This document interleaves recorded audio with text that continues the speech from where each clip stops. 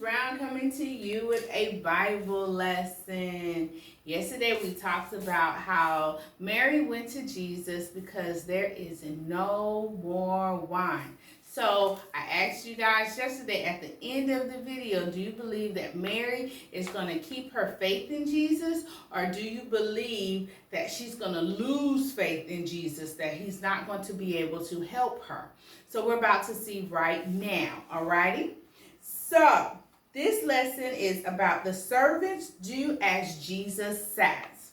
So Jesus went to the servants and pointing to the water parts said, "Fill the water parts with water." They looked at Jesus and then at each other. He must not understand. We need wine, not water.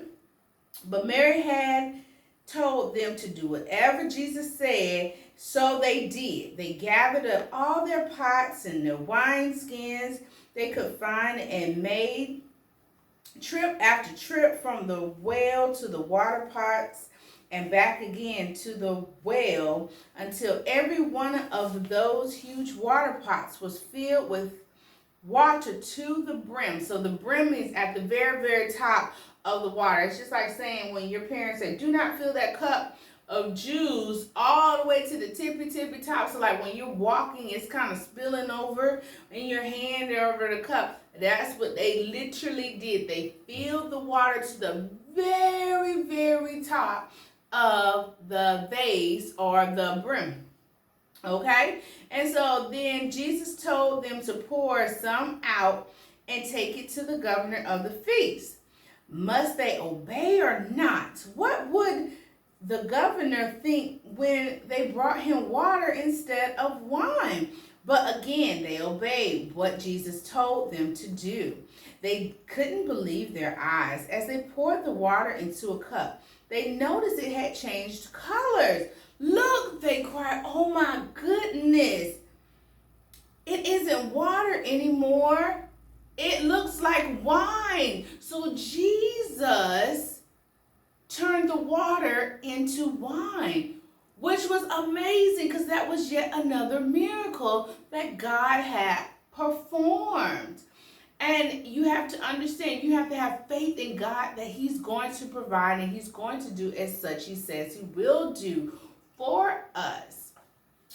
Mary did not lose faith, you guys. She kept her faith in God that he would come in and help her figure out her problem, and he did.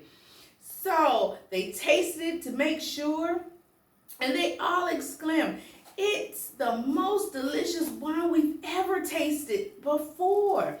With wonder and amazement, they poured some into a cup and took it to the governor of the feast. So basically, I'm telling you, with this miracle that God performed way back then, he'll do the same thing. I'm not saying that y'all are going to do wine or drink wine, because you should not drink wine. It's only for adults. But what I'm saying to you is that you have to have faith in God that he will provide for you in your time of need. You just go to God and you pray. Now, sometimes it may not work as fast as the next 30 minutes or the next hour, but you also have to understand that God works at his time. Everything is at his timing. And so if that's the case, God will provide at his time. He will show up and show out. Okay, boys and girls, Miss Brown misses you so much. And we're going to see what other miracle he's going to probably do at this wedding. I cannot believe it. He turned water into wine. Some of you probably already had guessed it.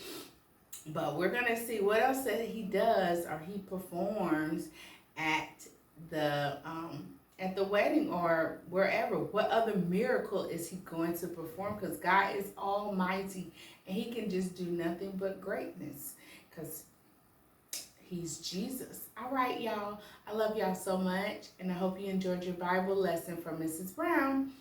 Bye.